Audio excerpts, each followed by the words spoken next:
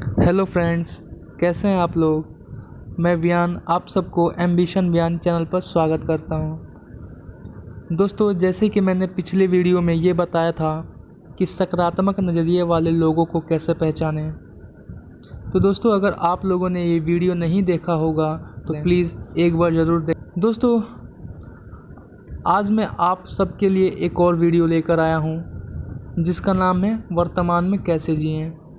तो आइए दोस्तों, हम वीडियो को जल्द से स्टार्ट करते हैं।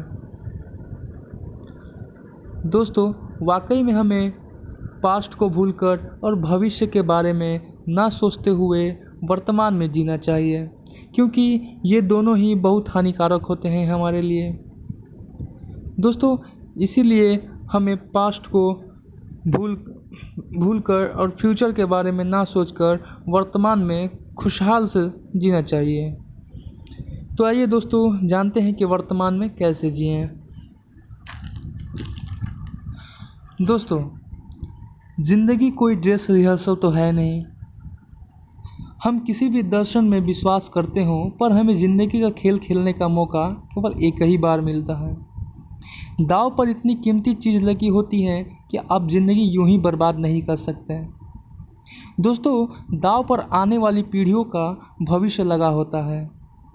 दोस्तों, हम कहाँ हैं और किस दौर में हैं, इसका जवाब यही है कि हम इसी दौर में हैं और हम यहीं हैं। इसीलिए दोस्तों, आज को बेहतर बनाएं और इसका भरपूर आनंद लें। इसका यह मतलब नहीं है कि हमें भविष्य के लिए कोई योजना नहीं बनानी चाहिए दोस्तों, बल्कि पैगाम यह है कि हमें आगे की योजना बनाने की ही ज़रूरत है। और अगर हम अपने आज का भरपूर इस्तेमाल खुशहाली से कर रहे हैं, तो हम खुद ब खुद आने वाले बेहतर कल के लिए बीज बो रहे हैं। क्या आप मानते हैं दोस्त? अगर आप मानते हैं तो प्लीज़ कमेंट में ज़रूर बताएं। अगर हम अपने नज़रिए को सकारात्मक बनाना चाहते हैं तो टाल मटोल की आदत छोड़ना पड़ेगी और तुरंत काम करें। ज़िंदगी में सबसे दुख भरे शब्द ये होते हैं जो मैं आपको बताने वाला हूँ, तो ध्यान से सुनिए दोस्त। फर्स्ट ये है कि ऐसा हो सकता था। दोस्त, समझने की कोशिश कीजिएगा। ऐसा हो सकता था। जैसे दोस्त, मान लीजिए हम कोई काम करने जा रहे हैं और हमने करना चाहा कुछ और कर दिया कुछ और। तो दोस्त, हमारे अंदर ये आ ही जाता है कि यार ऐसे हो सकता था। मतलब हमने जैसा किया हमें उससे संतुष्टि नहीं है, बल्कि हम ये सोचने लगते हैं कि हाँ यार ऐसा हो सकता था। तो आइए दोस्त, आप समझ गए होंगे। दूसरा पॉइंट है, मुझे ऐसा करना चाहिए था। आप वही काम को आप ये सोचेंगे कि अरे यार मुझे ऐसा करना चाहिए था। तीसरा पॉइंट है, मैं ये कर सकता था। अब दोस्तों, काम तो कर लिया उसने, अब वो ये सब सोच रहा है कि मैं यह कर सकता था, जबकि उसने कर लिया है। चौथा पॉइंट है, काश मैंने ऐसा किया होता।